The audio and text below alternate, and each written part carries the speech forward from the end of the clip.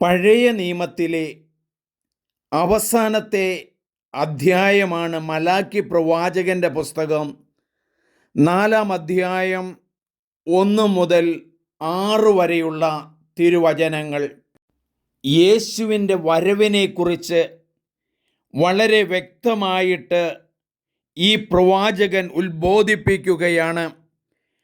1-ാം അധ്യായത്തിൽ 2-ാം വചനത്തിൽ പറയുന്നു, നിങ്ങൾക്കു വേണ്ടി നീതി സൂര്യൻ ഉദിക്കും, അതിൻ്റെ ചിറകുകളിൽ സൗഖ്യമുണ്ട്.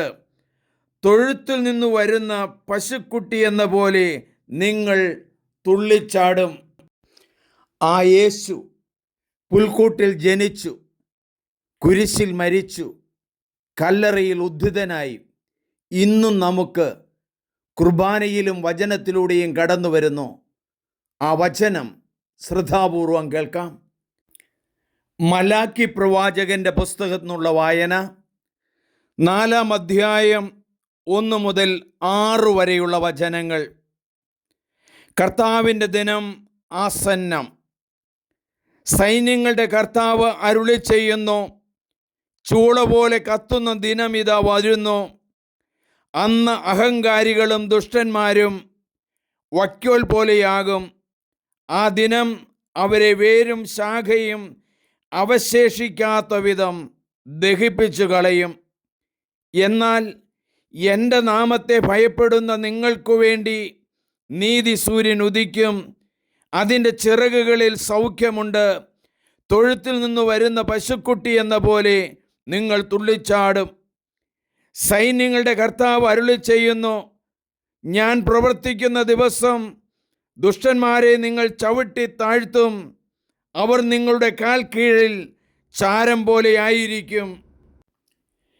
എൻ്റെ ദാസനായ മോശയുടെ നിയമങ്ങൾ എല്ലാ ഇസ്രായേൽക്കാർക്കും വേണ്ടി ഹോറേബിൽ വെച്ച് ഞാൻ അവനു നൽകിയ കൽപ്പനകളും ചട്ടങ്ങളും അനുസരിക്കുവിൻ. കർത്താവിൻ്റെ മഹത്വം ഭീതിജനകമായ ദിവസം വരുന്നതിന് മുൻപ് പ്രവാചകനായ ഏലിയായെ ഞാൻ നിങ്ങളുടെ അടുത്തേക്ക് അയക്കും.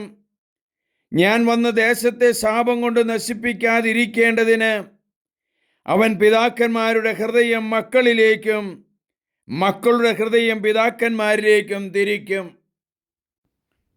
ദൈവമേ, ആരാധന.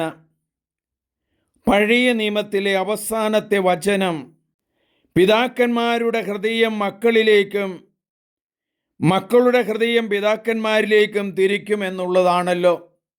സ്നേഹത്തിലേക്ക് തിരിയുവാൻ, പ്രാർത്ഥനയിലേക്ക് തിരിയുവാൻ, അനുസരണത്തിലേക്ക് തിരിയുവാൻ ഞങ്ങളെ പഠിപ്പിച്ച ഈശോയെ, അങ്ങ് കാലത്തിൻ്റെ പൂർത്തിയിൽ ആഗതനായല്ലോ. സത്യത്തിൻ്റെയും ജ്ഞാനത്തിൻ്റെയും വഴികളിലൂടെ ഞങ്ങളെ നടത്തണമേ. Praise the Lord. സ്നേഹമുള്ളവരെ, ഇത് നിങ്ങൾ ഷെയർ ചെയ്യണം. എൻ്റെ പേര് സണ്ണി പുൽപ്പറമ്പിൽ.